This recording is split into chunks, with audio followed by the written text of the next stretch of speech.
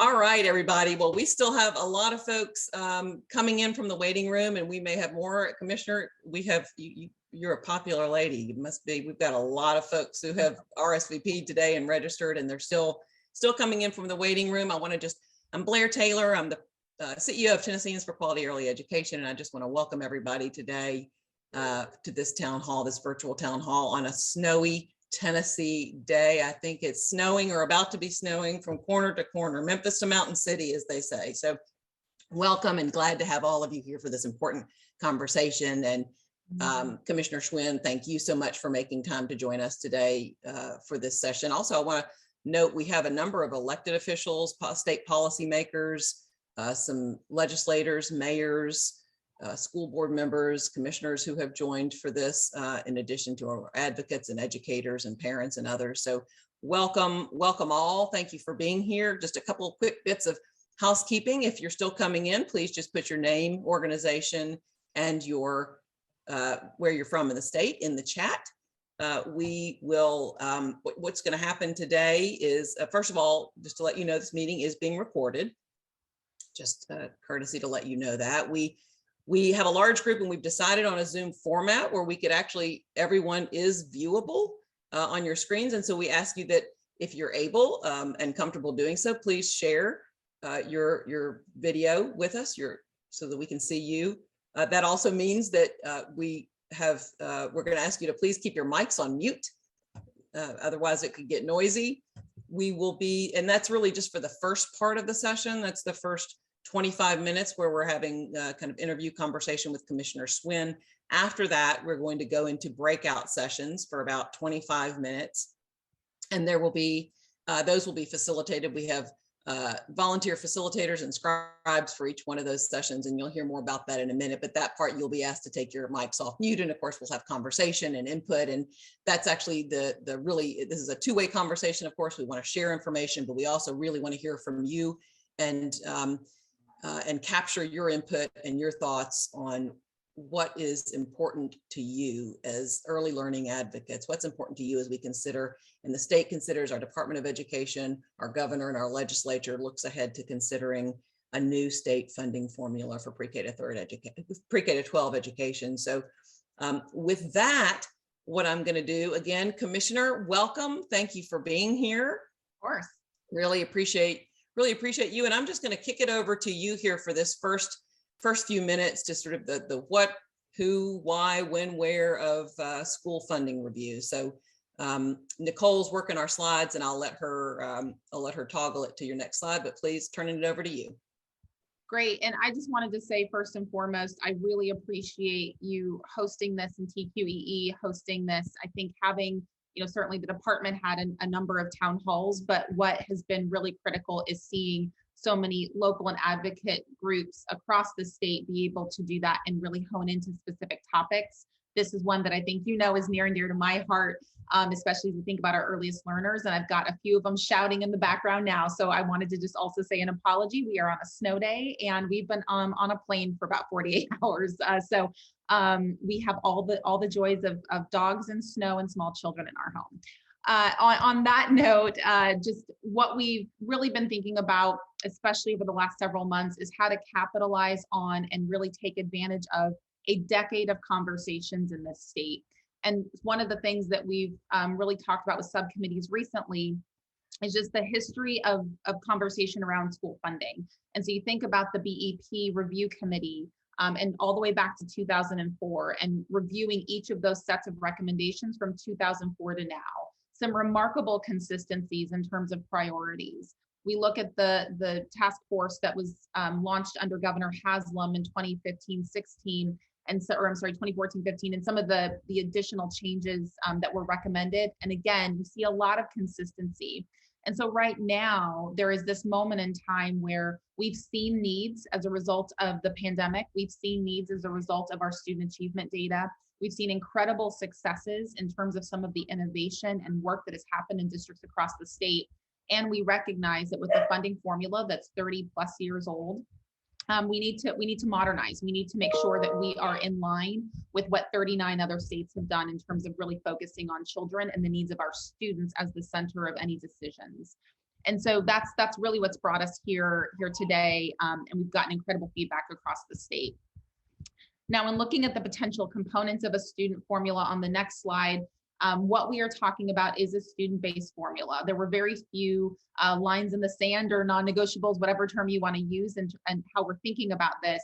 But it is moving in the direction of the majority of other states in the country that have moved from what we call a resource-based formula, which is the state entity determining what the resources are that schools should have and then funding that, to what's called a student-based formula.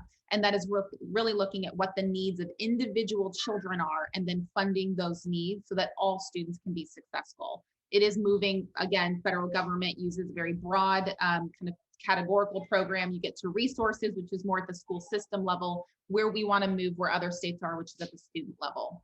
That means you have a base that is in kind of plain language. It is what is needed for any student, no matter where they live. And then you add weights on top of that. That is a multiplier for students that might have additional needs. You think about students with disabilities or English learners. You think about students who are low income or are in concentrated schools with high proportions of low income students, et cetera. Direct funding are specific dollars tied to a particular program or support. You think about tutoring, you might think about additional CTE programs, you might think about summer programs, which was passed last session. And then outcomes is another big part of the conversation. Several states have moved to that. Some have done so looking at success on post-secondary measures, students who have access and opportunity. And we've gotten great feedback on that from our subcommittees so far in terms of wanting to incentivize and reward schools that have made significant progress and gains, especially with those students who might have struggled to do that in the past. Really wanting to make sure that resources are directed towards and invested in students, closing achievement gap of opportunity, making sure that all of our kids have access to programs that will make them successful and ensure they're successful after they graduate. So we've gotten some really, really strong feedback on that component. Looking at the next slide in terms of the public engagement, it has been exciting. We have taken a very different approach. And one of the things that we've looked at is ensuring that all Tennesseans have the opportunity to provide feedback if they so choose. And it's been delightful to read all of the emails that have come in. I read everything that comes into the funding inbox before it's coded, so I can make sure that I see and read and hear all of the different ideas that folks have across the state. But we do have 18 public subcommittees. The reason for that, it is an astronomical number of subcommittees compared to what we see in other states, which is typically one committee that then has 5 or 6 meetings and then makes some decisions. We've got 18, and that is really to focus on the needs of students. So we have everything from specific student groups to district characteristics to personnel, advocacy organizations, et cetera. We also had 8 regional town halls across the state. We tried to divide that up by urban, suburban, and rural, proportional to enrollment, and have also participated in a lot of additional town halls like this one, which has been great. We also had 8 additional town halls and regional meetings specific to the local formula, Twitter town hall, et cetera. So the idea is to generate as much public comment as possible. And again, what you'll hear me say over and over is that the feedback has been remarkably consistent. There's been a lot of places of agreement across the state, more so than any disagreement. Lots of consistency in what folks are looking at. And again, that has trended to be aligned with what we've seen in BEP review committees in the past and certainly other task forces. And I think that's a really positive sign for us in terms of some decision making that can happen as a result of the recommendations from our subcommittees. And so that's really where we are right now. Our subcommittees just finished their 4th meeting. They're finishing at this week. And then we will move into final recommendations, some policy recommendations, and then get to a place of decision about whether or not a proposal will move forward for this session. I do want to talk very briefly about timeline and kick it back over to you. One of the things you'll hear me say over and over, and I am kind of very good at very bad jokes, and the one that I use a lot is just, it is a little bit like that day before you get married, where you are about to make this big decision and you just kind of, you got to go the next day and you're doing the thing. And we've been talking about this for a really, really long time, much longer than I've been in this role, of course. And so there is this point where there is funding that is potentially available. There is momentum. We see need across the state. We want to incentivize and support our districts to be exceptional.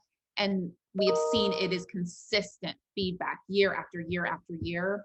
we have to really think about whether or not we are serious about doing this and then go, because our kids can't wait for us to continue to talk about things. They really deserve and are in need of a strategic formula that prioritizes what they need in order to be successful. And we are a state about kids. We are a state about students. This is an important moment in time. The biggest policy decision we can make is how we think about funding our schools, what we prioritize, and how we ensure every child's successful. So I feel very, very strongly that we've got this opportunity to do big things for almost 1 million kids, and we should not let that go to waste. So appreciate the time today.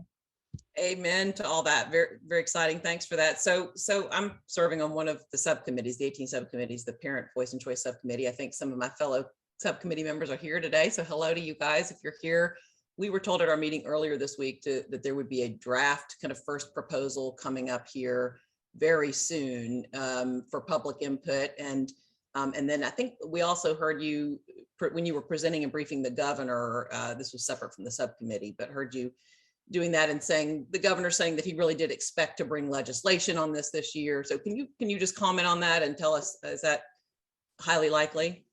Yeah, that's right. So from a process perspective, we've got the recommendations coming in from subcommittees, and it's the draft before final recommendations. And so we've got 1 or 2 more tomorrow. I've been reading them in real time and making updates and changing. What we'll work on for the majority of the afternoon on Friday and all weekend is taking all of the recommendations that have come in from those subcommittees and public comment over the last almost 3 months of conversation, and then put out a draft structure. I want to be very clear that will not include dollars. That is absolutely not what the department should be doing. That is something that absolutely should be the purview of the General Assembly and the governor and their conversations. But it will be a structure of here's what we've heard based on what things cost and our general understanding of what the budget situation may look like. Here is what is being prioritized. That will come out midday on Monday. Because we do want to make sure there's an opportunity for public feedback before any kind of draft legislation may be introduced.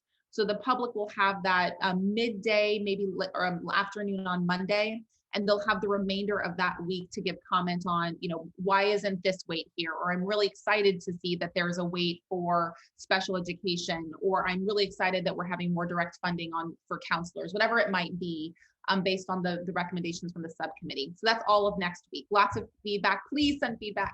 And then just click the Monday, the report will be released is Monday the 10th or Monday the following Monday? Monday the 10th. Monday the 10th. Got it. So we had, and I think what's been great is the recommendations we're getting from subcommittee 3 to 4 continue to be very consistent, getting more specific on what that looks like. So we've been it's like the eye doctor, you get more and more clear as you get more feedback. And then from there, the governor will get the feedback by Friday the 14th. We will then take that and then look at making a final draft recommendation to give to him for consideration for any future proposal that he may choose to put into his budget or into his policy package. But we are optimistic, given just the overwhelming support for this work, the number, hundreds and hundreds and hundreds of Tennesseans who've been contributing, that we will be able to move forward with something that will be really good for kids. That's great. Well, of course, we're here today to focus especially on the early learning pre-K to 3rd grade. And I'm just going to put up a couple of quick slides, or Nicole's going to put up a couple of quick slides. These are very familiar to you.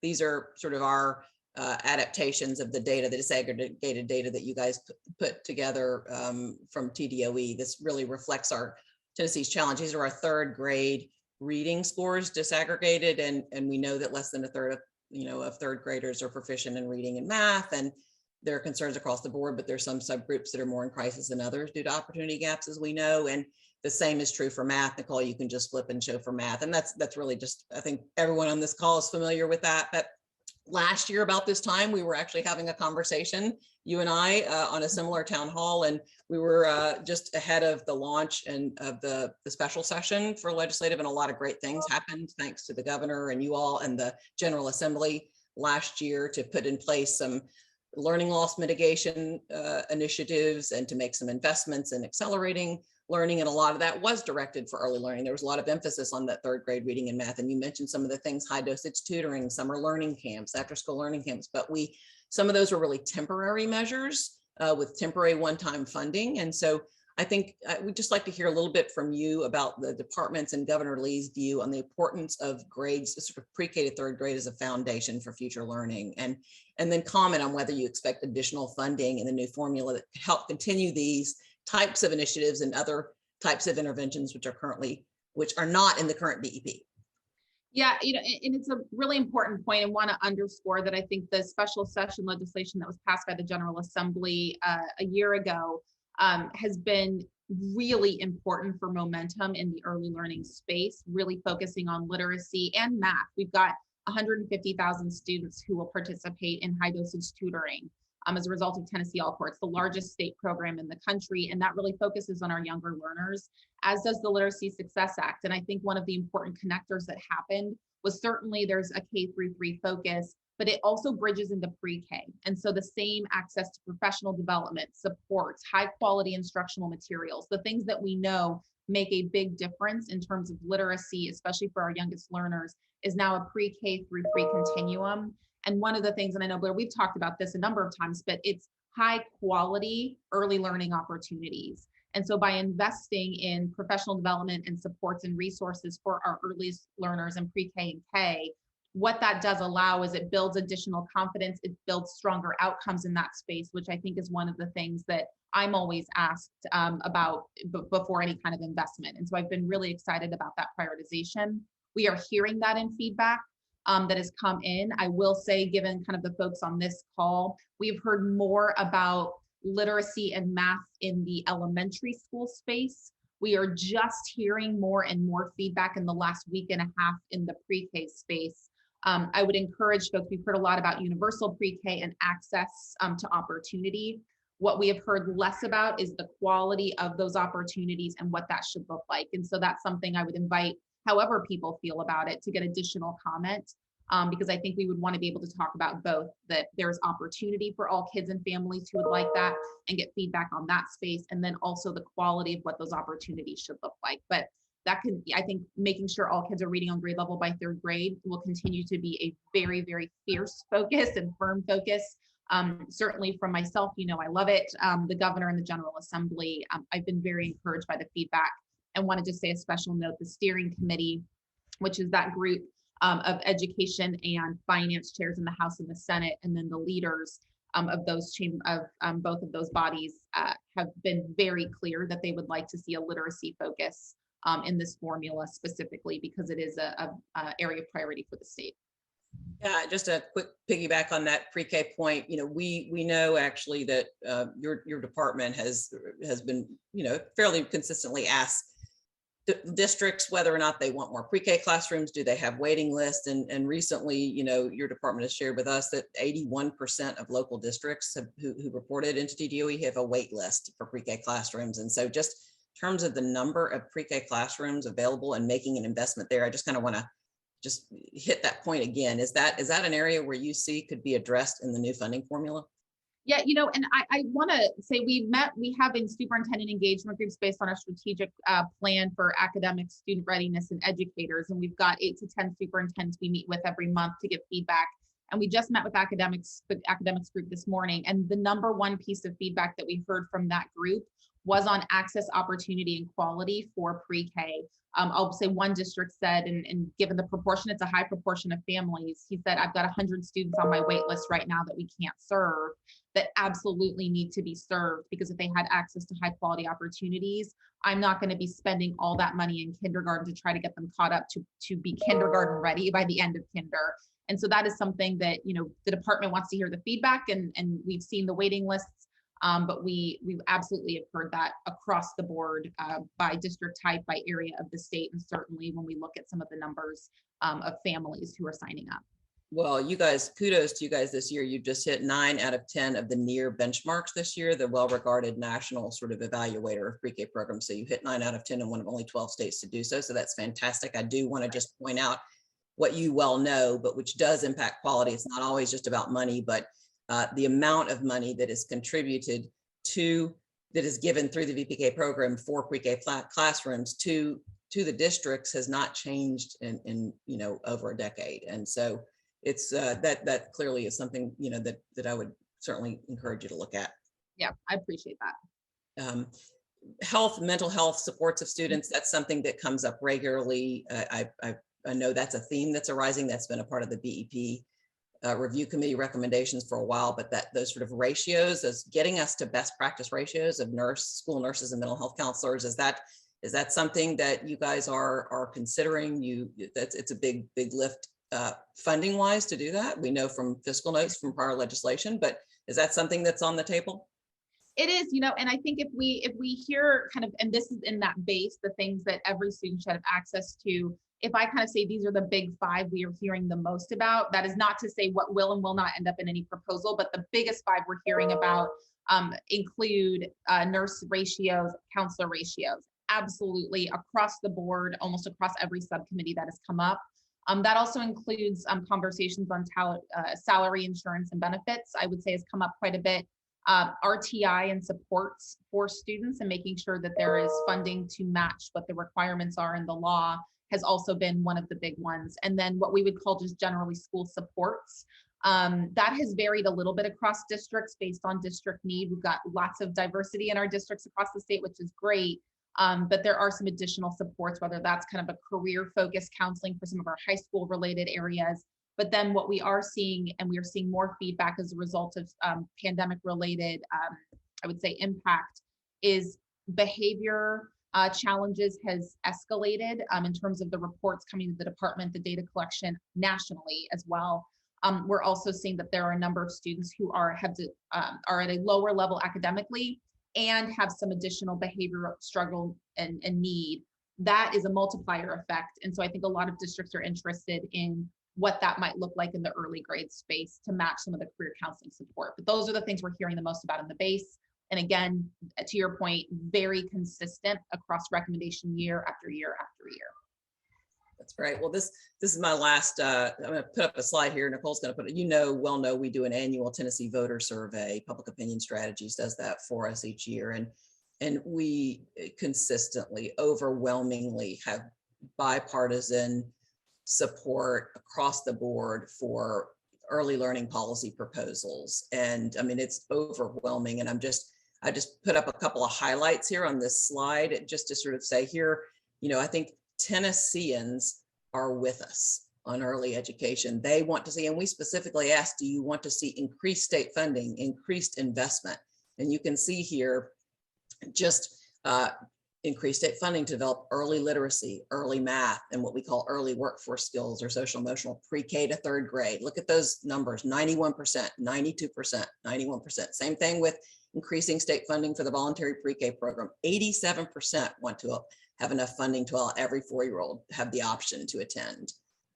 Increasing investment in school nurses, we just heard that 90% support that. School counselors to help children struggling specifically with mental health challenges. We called that out, that's 91%. And then childcare payment, which is not as relevant to pre-K to third grade, but it is relevant when we think about, we think about the pandemic and what happens with the kids if they're not in school or if they have to be home and if they're sick. We realize the connection between care, high quality care, and education. And I think we see just overwhelming support again for investments there to make sure parents have a quality place where their children can learn and grow, their young children can learn and grow. So my question around this is there anything else apart from this that we've not mentioned here that you'd like to see in the new funding formula related to the pre-K to third space? You did talk about sort of quality in pre-K, of course, but anything else?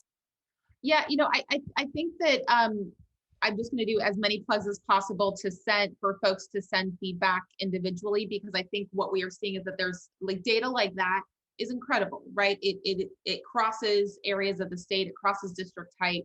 It is something that I think is very compelling, and some of these anecdotal stories. We received one comment from a parent who couldn't get into a pre-K program and explained all the reasons why it was so important for her child. We want to ensure that we can share those stories across the state. The only thing I would say that I didn't hear in here that I haven't said before that I think is going to be incredibly important for us to think about is related to access and opportunity for people to enter the teaching profession. One of the things we're starting to get more feedback on is that we are looking a lot at vacancy data. We are looking a lot at a formula that would generate potentially some additional supports across the state. and make sure that those are funded. We want to make sure we have exceptional people to fill some of these vacancies that are coming up. We want to make sure exceptional people stay in the classroom and support across all grade levels, but specifically in our earliest grades. And so I've been very excited at some of the feedback that we have received, especially over the last couple of weeks, to focus on how we build out a teacher pipeline, a paraprofessional pipeline, a school counselor pipeline, a social worker pipeline, so that we have enough people to fill these great spots and ensure that the conditions are there where people will want to stay in jobs that they deeply love, but also need to be able to support their families. And so I think having that balance is going to need to be a very critical conversation and a very hard one from a funding perspective, but also one that I know is important for our kids. So that's the only thing we haven't been able to talk about, but wanted to flag. That's great. I appreciate you flagging that, and thank you for that call to action and on a number of fronts. In particular, the reason we're here today, we're about to go out into some breakout rooms, and we're going to have conversation. We're going to capture that your comments, your feedback, your input, your thoughts. We're going to put our own report together, but most importantly, we're going to be asking you to submit your comments and your thoughts and input directly to the Tennessee Department of Education sort of input channel. And we'll be providing that email address, and we're going to really encourage you all to do that. And we'll talk more about that in a minute here. And I'm just about to get ready to turn it over to Jonathan Schoonover, our Vice President for Community Engagement, to get us into breakout rooms and take us to the next segment. But I just let me just ask if you have any closing remarks, Commissioner, before we wrap up.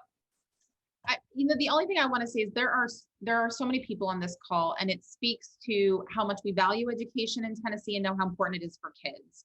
And the thing that I hope that we say the most out of any word in this entire conversation over the next several months is either student, child, or kid, whatever word we want to use, because that's what it's about.